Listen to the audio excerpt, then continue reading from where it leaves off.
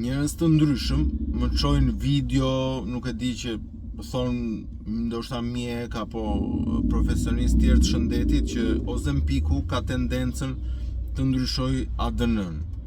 Praktikisht nuk ka baza shkencore që Ozempik apo GLP-1 mund të ndryshojë ADN-n në asnjë lloj aspekti.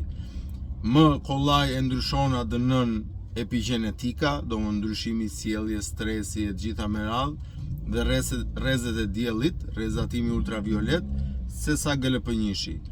Nuk ka asnjë bazë mjekësore që GLP-1 ka tendencën apo fuqinë apo mundësinë të ndryshojë ADN-n.